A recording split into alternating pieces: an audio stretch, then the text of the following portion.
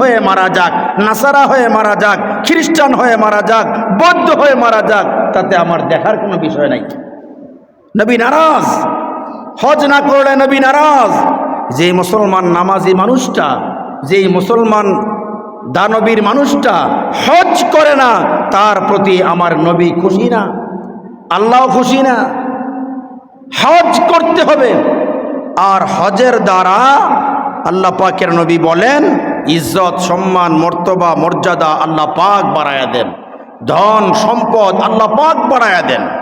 হজ এটা জরিমানা না, হজ এটা কোনো লসের আমল না, এটা ফায়দা আর ফায়দা। আল্লাহর হাবিব বলেন হজের দ্বারা ফায়দা কি?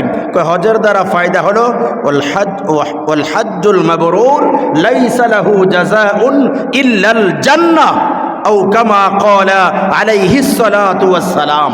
আমাদের নবী বলেন যার হজ্জে মাবরুর নসিব হয়ে যায় তার হজ এটা হজ না, তার এই হজটা হলো জান্নাতে যাওয়ার কারণ।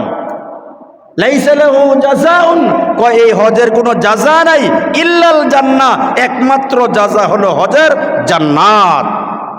মানে হাজি মানে জান্নাতি, হাজি জান্নাতি, হজ করলো তার জান্নাত ওয়াজিব হয়ে গেল, জান্নাত ওয়াজিব হয়ে গেল।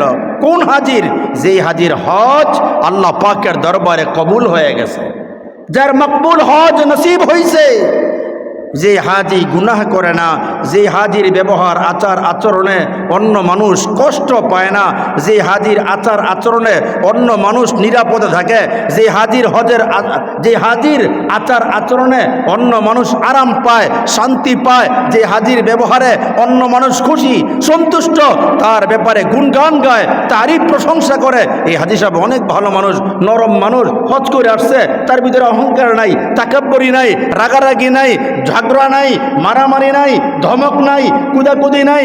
কি বিনয়ী মানুষ, কি নরম মানুষ হাজি সাহেব, অনেক ভালো মানুষ, আল্লাহওয়ালা মানুষ। কয় এই জাতীয় হাজি, কয় সে হলো জান্নাতি, জান্নাতি, জান্নাতি। চিল্লায় বলেন সুবহানাল্লাহ। হাজি তো জান্নাতি। হজ জান্নাত পর্যন্ত পৌঁছায় দেয়, হজ এটা জান্নাত পর্যন্ত পৌঁছায় দেয়। হাজিদের কদর সৌদি আরবে দেখছি, কত চমৎকার কদর করে হাজিদেরকে, হাজিদের দাম সৌদি আরবে দেখছি। ফারাআইতু ফিস সাউদিয়া আল আরাবিয়া, সৌদি আরবে দেখছি হাজিদের মর্তবা মর্যাদা, ওনারা কত সম্মান করে হাজিদেরকে।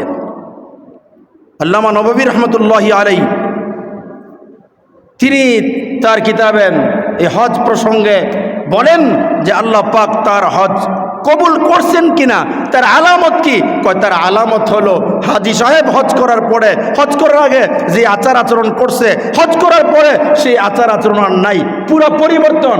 লোকটা সরল হয়ে গেছে, একেবারে সহজ হয়ে গেছে, বিনয়ী হয়ে গেছে, নরম হয়ে গেছে, সত্য কথা বলে, নিচা আওয়াজে কথা বলে, কাউকে কষ্ট দেয় না, কারো সাথে ঝগড়া করে না, কারো সাথে মন নষ্ট করে না, কষ্ট দেয় না। কয় এই জাতীয় মানুষগুলোর হজ কবুল হয়েছে, এটা বোঝা যায়, এটা বোঝা যায়।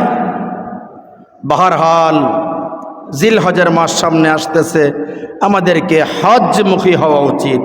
আল্লাহ পাকের দরবারে বেশি বেশি দোয়া করা দরকার।